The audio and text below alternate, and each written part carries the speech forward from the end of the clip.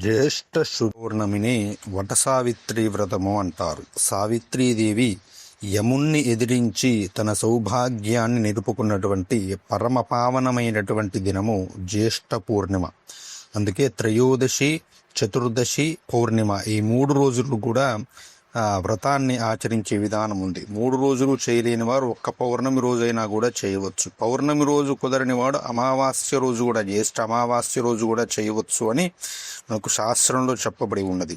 ఈ జ్యేష్ఠ పౌర్ణమి రోజున, ఈ జ్యేష్ఠ మాసంలో లేదా ఎప్పుడైనా సరే సావిత్రీదేవి యొక్క చరిత్రను ప్రతి ఒక్కరూ కూడా వినాలి. వినడం ద్వారా స్త్రీలు విన్నట్లయితే వివాహం కాకపోతే చక్కటి భర్తతో వివాహం అవుతుంది. వివాహం అయిన వారికి భర్త యొక్క ఆయుష్ పెరుగుతుంది, సౌభాగ్యం పెరుగుతుంది, వారికి ఉన్నటువంటి గండములన్నీ కూడా తొలగిపోతాయి.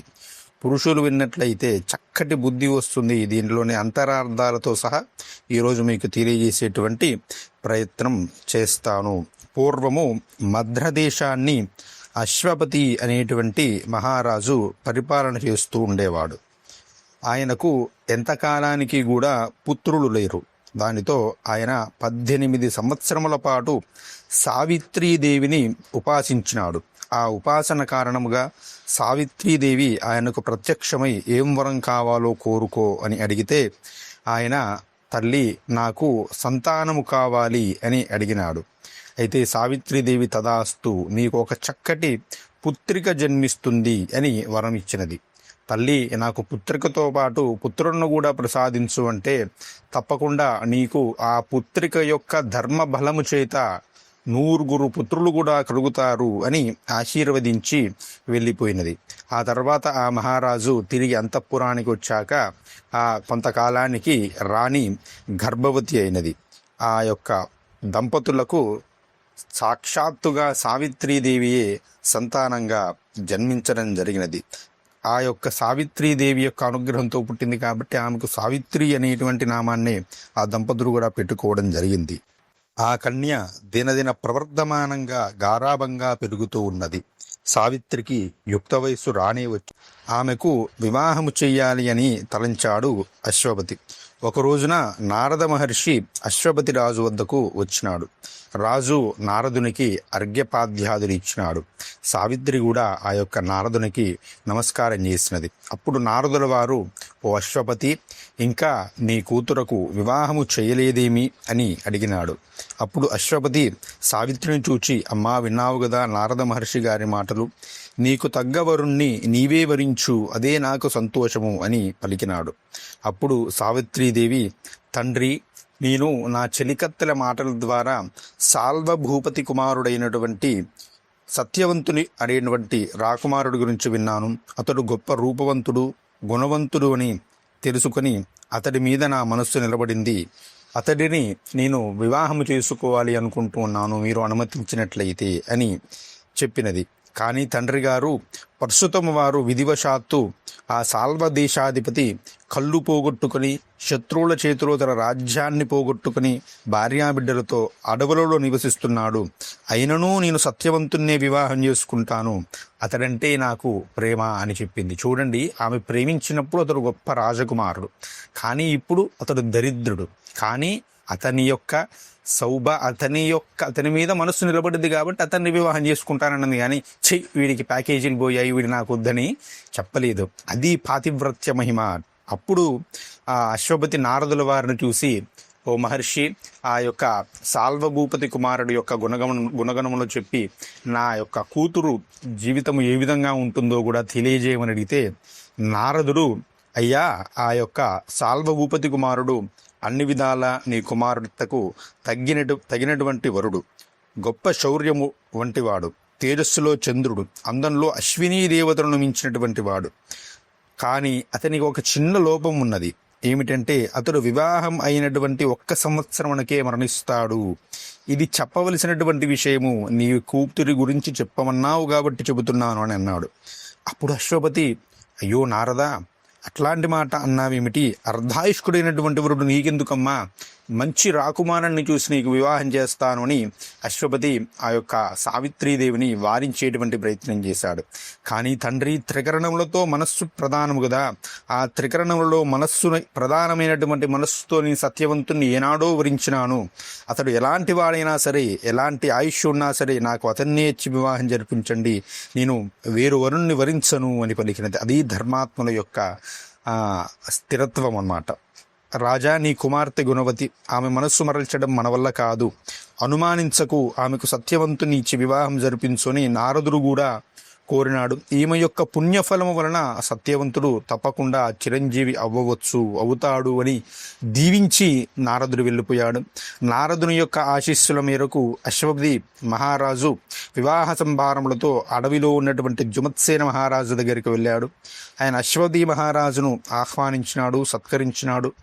అయ్యా, ఈమె నా కుమార్తె సావిత్రి, గుణవంతురాలు, విద్యావంతురాలు, నా మాట మన్నించి నా కుమార్తె సావిత్రిని నీ కోడలిగా స్వీకరించవయ్యా అని ఆ అశ్వపతి జుమత్సేనుని అడిగితే, అయ్యా, నేను రాజ్యాన్ని కోల్పోయాను, కంటిని కోల్పోయాను, అడవులలో ఉన్నాను, నీ కుమార్తె ఎంతో సుకుమారి, ఈ అడవులలో బాధలు తట్టుకుంటుందా, ఎందుకయ్యా మాకిచ్చి వివాహం చేస్తున్నారంటే, అయ్యా, సంపదలు శాశ్వతము కాదు, ఈరోజు ఉంటాయి రేపు ఉండవు, వాటి కోసం దిగులు నాకు లేదు, ధీరుల లక్షణం అది కాదు, మా అమ్మాయి చిన్నపిల్ల కాదు, అన్నీ ఆలోచించే నిర్ణయం తీసుకుంది, కాదనకండి అని అర్థించాడు అశ్వపతి. ద్యుమత్సేనుడు కూడా కాదనలేకపోయాడు. ఆ సత్యవంతుడు సావిత్రీదేవుల యొక్క వివాహం చక్కగా జరిగిపోయింది. ఆ యొక్క అశ్వపతి కూతురికి వివిధ ఆభరణాలు, వస్తువులు ఇచ్చి రాజధానికి వెళ్ళిపోయాడు. సావిత్రి భర్తతో పాటు ఆ యొక్క ఆశ్రమానికి తగ్గటువంటి వస్త్రాలని ధరించి అత్తమామలను సేవ చేస్తూ భర్తతో కాపురం చేస్తూ ఉన్నది. త్రుటిలోనే 1 సంవత్సరం గడిచిపోయినది. మరొక్క 4 సంవత్సరాలు మాత్రమే ఉన్నది సంవత్సరం ముగియడానికి. సావిత్రీదేవి త్రిరాత్ర వ్రతాన్ని పూర్ణది. జ్యేష్ఠ పూర్ణిమ వ్రతం అంటారు. ఆ సావిత్రీదేవి మొట్టమొదటిగా ఆచరించినది. త్రయోదశి నాడు దీక్షను స్వీకరించి 3 రోజులు కూడా స్నానాధికములు చేసి దీక్షగా ఉండి 4వ రోజు ఉదయమే లేచి స్నానాధికములు ముగించి వ్రతమును పూర్తి చేసుకున్న తర్వాత అత్తమామకు నమస్కరించి భర్తకు సేవ చేసింది. కొంచెం పొద్దు ఎక్కిన తర్వాత సత్యవంతుడు, సావిత్రి, నేను అడవికి వెళ్ళి పండ్లు తీసుకొని వస్తాను అని బయలుదేరినాడు. నేను మీతో వస్తాను నాథ అని సావిత్రి కూడా సత్యవంతునితో అడవికి బయలుదేరినది. సావిత్రి ఆ అడవిలోని అందాలను చూస్తూ ఉంది, కానీ ఒక కంట భర్తలో వచ్చేటువంటి మార్పులను గమనిస్తూనే ఉంది. కొన్ని ఫలములను కోసిన తర్వాత సమిధుల కోసం ఆ యొక్క సత్యవంతుడు ఒక ఎండు చెట్టును గొడ్డలితో నరుకుతున్నాడు. అంతలోనే బాగా నొప్పిగా ఉంది సావిత్రి అని అక్కడ గొడ్డలిని పక్కకు పడివేసి ఆ సావిత్రీదేవి యొక్క ఒడిలో సేదదీరుతూ ఉన్నాడు. అంతలోనే నల్లటి ఆకారం కలవాడు, కోరలు కలవాడు, ఎర్రటి నేత్రములు కలవాడు, బంగారు రంగు బట్టలు ధరించినవాడు, అత్యంత భీకరాకారుడు, చేతిలో పాశం ధరించినవాడు అయినటువంటి ఒక దేవతామూర్తి అక్కడకు వచ్చినాడు. అతన్ని చూచి సావిత్రి, అయ్యా, మీరు ఎవరు అని అడిగింది. సావిత్రి, నా పేరు యమధర్మరాజు, నీవు గొప్ప పతివ్రతవు కాబట్టి, నీవు ధర్మాత్మురాలవు కాబట్టి నీవు నన్ను చూడగలిగావు, ఇతరులకు నేను కనపడను. నీ భర్త సత్యవంతునికి ఇంతటితో ఆయుష్ తీరిపోయినది. ఇతడు గొప్ప పుణ్యపురుషుడు, అందుకే అతని ప్రాణములు తీసుకొని పోవటకు నా యొక్క కింకరులు కాకుండా నేనే రావలసి వచ్చినదని పలికి యమధర్మరాజు తన పాశమును సత్యవంతుని మీదికి విసిరివేసినాడు. అతని శరీరంలో ఉన్న జీవుని బయటకు లాగాడు. వెంటనే దక్షిణ దిశగా తీసుకొని వెళ్ళడం ప్రారంభించినాడు. వెంటనే సావిత్రి తన భర్త దేహాన్ని ఎవ్వరికీ కనపడకుండా పొదలలో దాచిపెట్టి యమధర్మరాజు పోయినటువంటి మార్గాన్ని తాను అనుసరించినది. తన వెనుక వస్తున్నటువంటి సావిత్రిని చూసినాడు. అమ్మా, నీవెందుకు నా వెంట వస్తున్నావు? వద్దు, నిలువుము, ఇక మీదట నీవు ఈ మార్గమున రాలేవు, ఈ శరీరంతో రాలేవు, ఎంతో పుణ్యం చేసుకున్న వారు కూడా ఇలా రావడం సబబు కాదు అన్నారు. యమధర్మరాజా, భర్తలు వెళ్ళిన మార్గంలోనే కదా భార్యలు వెళ్లాల్సింది, అదే ధర్మం కదా. నీ దయ వలన, నా పాతివ్రత్యము వలన నేను రాలేని చోటు అనేది ఉంటుందా? అన్ని మార్గములలో ధర్మ మార్గమే ప్రధానము.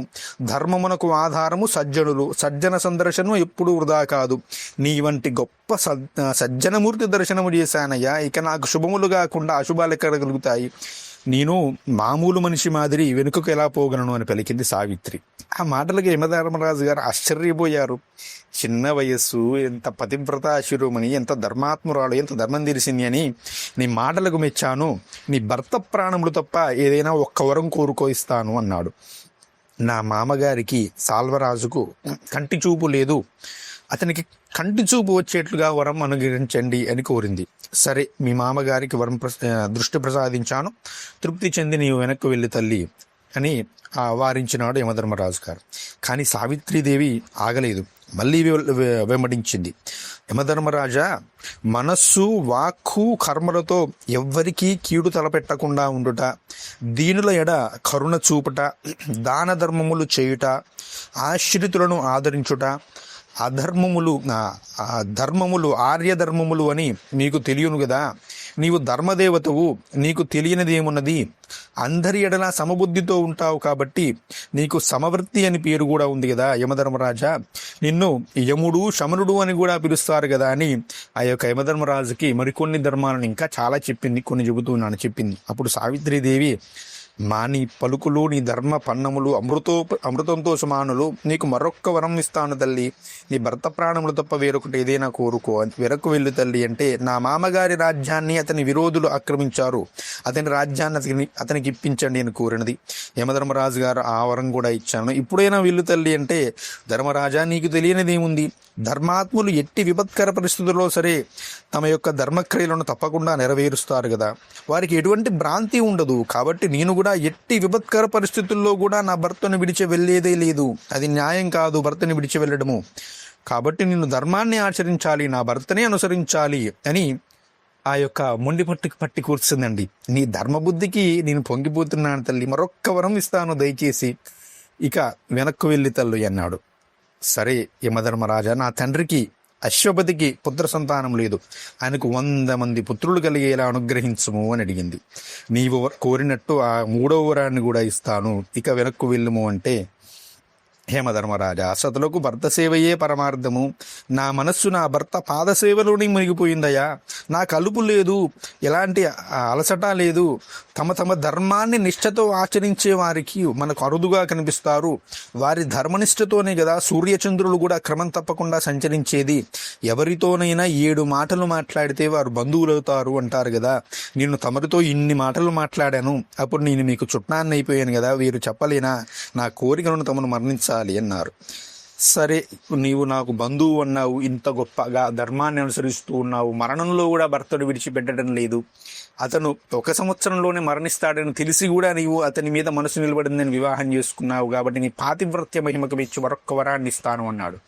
ఈసారి ఆ యొక్క సావిత్రీదేవి అన్నది, ఓ యమధర్మరాజా, నాకు సాల్వభూపతి కుమారుడి వల్ల 100 కుమారులు కలిగేలా వరమునివ్వు అన్నది. సార్వభూపతి కుమారుడి వల్ల నాకు 100 కుమారులు కలిగేలా వరము ఇవ్వయా అన్నది. యమధర్మరాజు గారు తదాస్తు అన్నది. అంతే, ఆమె పట్టుదలకి మెచ్చి తదాస్తు అన్నారు.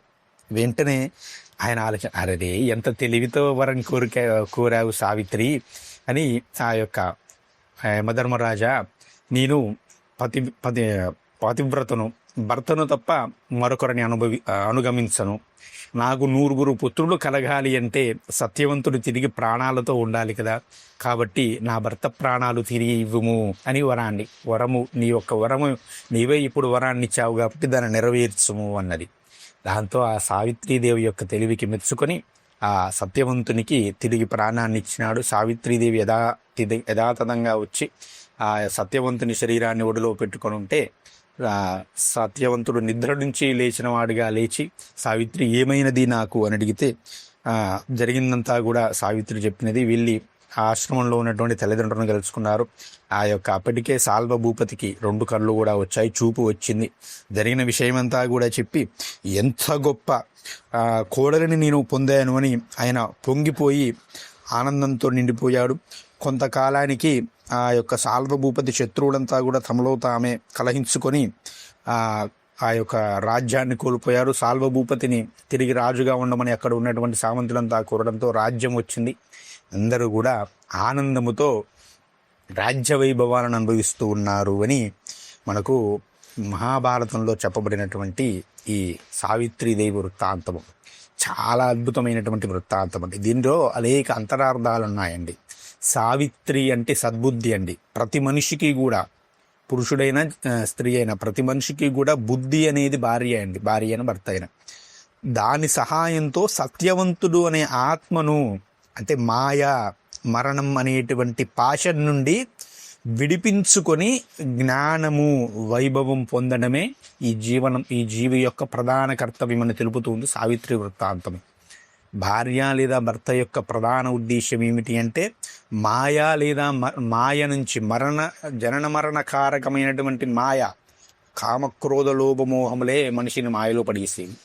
ఆ మాయ నుంచి తప్పించుకోవడానికి ఒకరికొకరు సహాయం చేసుకుంటూ ధర్మబద్ధంగా తమ యొక్క వాంఛలు తీర్చుకొని ధర్మబద్ధంగానే సమస్తమైనటువంటి భోగములు అనుభవిస్తూ తుదకు మోక్షాన్ని పొందడము, ఆత్మజ్ఞానాన్ని పొందడము, అదే చూపు రావడం అంటే ఆత్మజ్ఞానాన్ని పొందడము, రాజ్య వైభవాలు రావడం అంటే మోక్ష వైభవము రావడము అని అర్థం అన్నమాట. అంత గొప్పది సావిత్రి యొక్క కథ. ఈ కథను నిత్యము వింటే చాలండి, సౌభాగ్య వృద్ధి కలుగుతుంది, అనేకమైనటువంటి గండాలు తొలగిపోతాయి. ప్రతి ఇంటా కూడా వినపడవలసినటువంటి కథ అండి. నేటి కాలంలో చిన్న చిన్న విషయాలకే భార్యాభర్తలు గొడవలు పడి విడిపోతూ ఉన్నారు నేటి కాలంలో. అలాంటిది 1 సంవత్సరంలో మరణిస్తాడు అని తెలిసి కూడా అతడి నా భార్య అని యముణ్ణి కూడా ఎదిరించినది. మనం చేసేటువంటి ధర్మమే మనల్ని కాపాడుతుందని చెప్పినటువంటి గొప్ప కథ సావిత్రి కథ అండి. ఇప్పటికే చాలా పెద్దగా అయింది, ఇంకా చాలా విస్తృతంగా చెప్పవచ్చండి. దీన్ని చాలా క్లుప్తంగా చెప్పేటువంటి ప్రయత్నం చేశాను. అందరికీ ధన్యవాదాలు. శ్రీమాత్రే నమః. స్వస్తి. జై శ్రీరామ్.